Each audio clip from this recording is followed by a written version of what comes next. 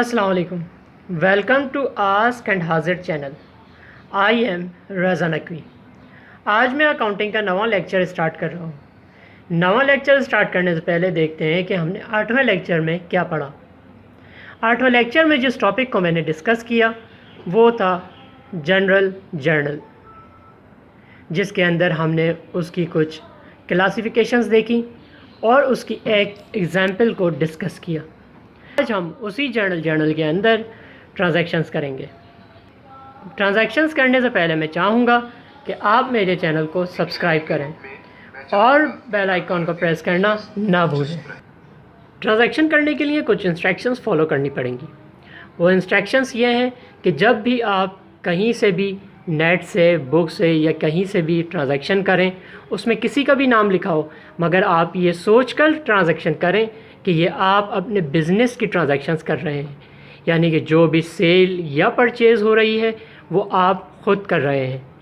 इससे आपको ये फ़ायदा होगा कि आप आसानी से ट्रांजैक्शंस को पास कर सकते हैं।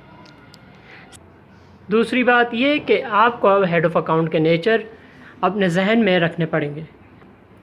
नेचर से मुराद ये है कि जब भी एसेट्स और एक्सपेंसेस बिज़नेस के अंदर आते हैं या इंक्रीज़ होते हैं तो डेबिट साइड के ऊपर रिकॉर्ड किए जाते हैं, और जब बिज़नेस से जाते हैं तो क्रेडिट साइड पर रिकॉर्ड किए जाते हैं।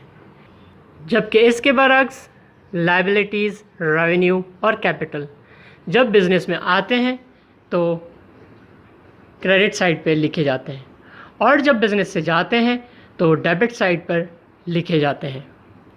ये चंद बातें थी जो आपको ट्रांजैक्शन करते हुए अपने दिमाग में रखनी पड़ेंगी, जिसके ज़रिए से आप ट्रांजैक्शंस को इजीली एंटर कर सकते हैं। ये जो ट्रांजैक्शंस हम करेंगे इसके अंदर जो अकाउंट्स इन्वॉल्व हैं उसमें cash, capital, purchase, payable account, sales और रिसीवेबल अकाउंट शामिल हैं। इनके सामने हेड ऑफ अकाउंट मेंशन है। तो आइए सबसे पहली ट्रांजैक्शन करते हैं। Mister Irtiza started his business with the capital investment ₹80,000। Irtiza ने बिजनेस स्टार्ट किया है और उसकी इन्वेस्टमेंट है ₹80,000। तो आइए इस ट्रांजैक्शन को पास करते हैं। सबसे पहले इसके अंदर कैश इन्वॉल्व है। कैश जब हमारे बिजनेस में आया, ये एसेट है और एसेट हमारे बिजनेस में आता है या ज़्यादा होता है तो हम डेबिट साइड पे उसको एंटर करते हैं।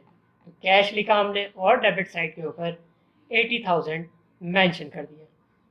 सेकंड इसका इम्पैक्ट जो है वो है कैपिटल, क्योंकि हमने इन्वेस्टमेंट की, यानी मिस्टर इर्तिज़ा ने इन्वेस्टमेंट की, तो कैपिटल जब इंक्रीज़ होता है ये बिज़नेस में आता है तो वो क्रेडिट साइड पे मेंशन होता है।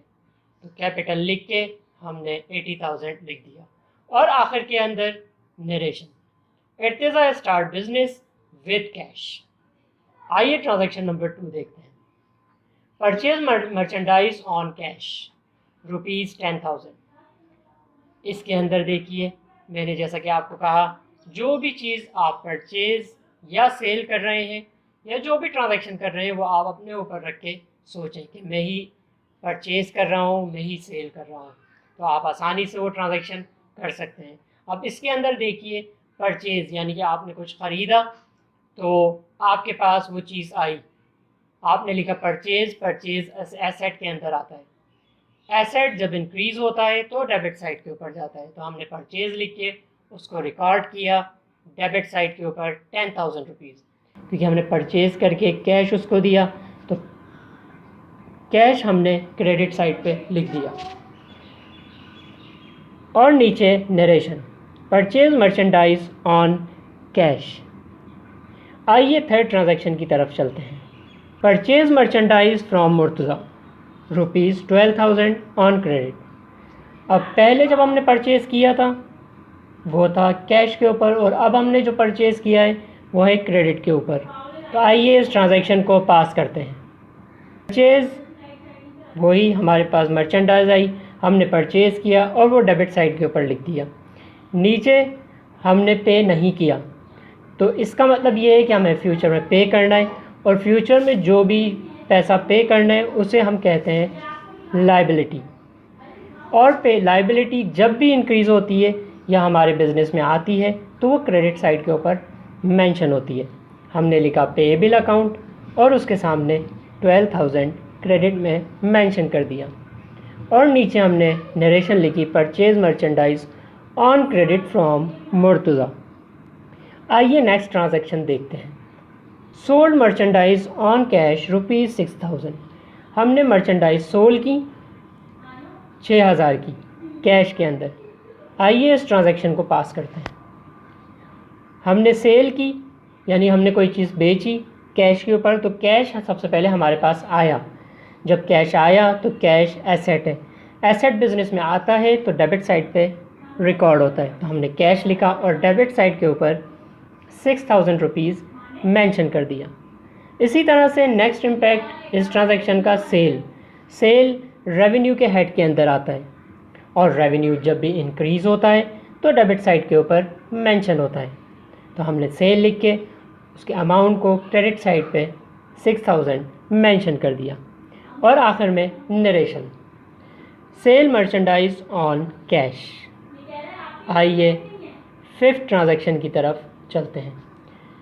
दोबारा हमने चीज़ें सेल की, sold merchandise to Minhal ₹7,000 on credit.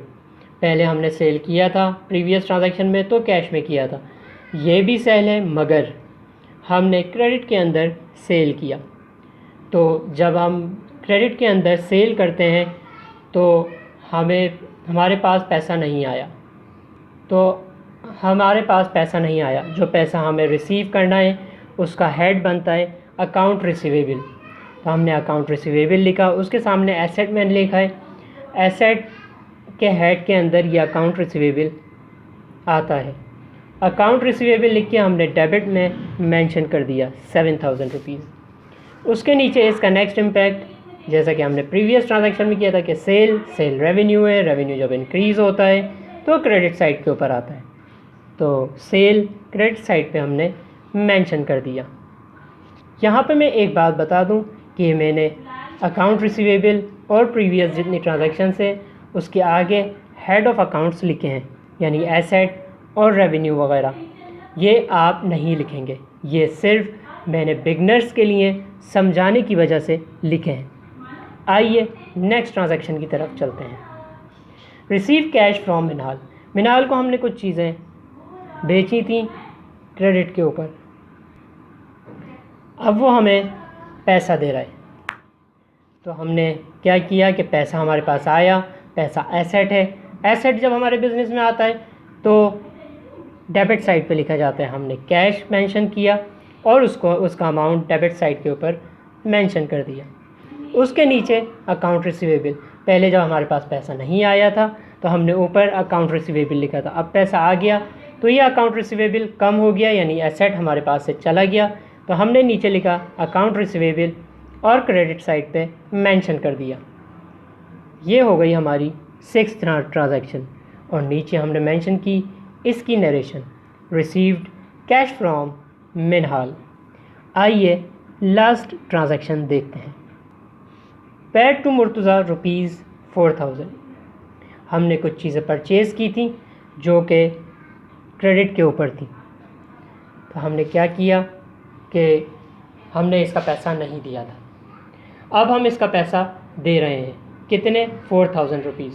तो पैसा दे रहे हैं तो पैसा हमारे पास से गया, तो हमने कैश, एसेट है, एसेट जब डिक्रीज़ होता है तो क्रेडिट साइड पे आता है, तो हमने कैश लिखा और क्रेडिट साइड के ऊपर 4,000 लिख दिया। जबकि इसका पहला इम्पैक्ट जो है वो है अकाउंट पेएबल। पहले हमने पैसे नहीं दिए थे तो लाइबिलिटी हमारी इंक्रीज़ हुई थी और वो क्रेडिट साइड के ऊपर आई थी। अगर अब हमने पैसे दे रहे हैं तो हमने डेबिट साइड के ऊपर अकाउंट पेएबल लिखा, क्योंकि लाइबिलिटी अब हमारी कम हो रही है तो हमने डेबिट साइड पे 4,000 रुपीज़ मेंशन किए। और ये कंप्लीट हो गई हमारी 7वीं ट्रांजैक्शन और इसकी नरेशन है paid to Murtaza on cash. Hopefully आपको ये ट्रांजैक्शन समझ में आई होंगी। मैं कोशिश करूँगा कि जितनी आसानी से और जितनी ज़्यादा ट्रांजैक्शन में करवा सकूँ आपको लेक्चर्स में करवाऊँ। होपफुली आपको ये ट्रांजैक्शंस कुछ समझ आई होंगी। मेरी इस वीडियो को लाइक करें, और शेयर करें। और अगर इन ट्रांजैक्शंस के अंदर या फिर अगर आपको कोई भी किसी भी किस्म की ट्रांजैक्शन पास करनी है और पास करने में आपको कोई मसला है तो आप मुझे कमेंट्स में मेंशन करें, उसको लिखें। मैं कोशिश करूँगा कि उस ट्रांजैक्शन को आपको जल्द से जल्द करके बताऊँ। शुक्रिया।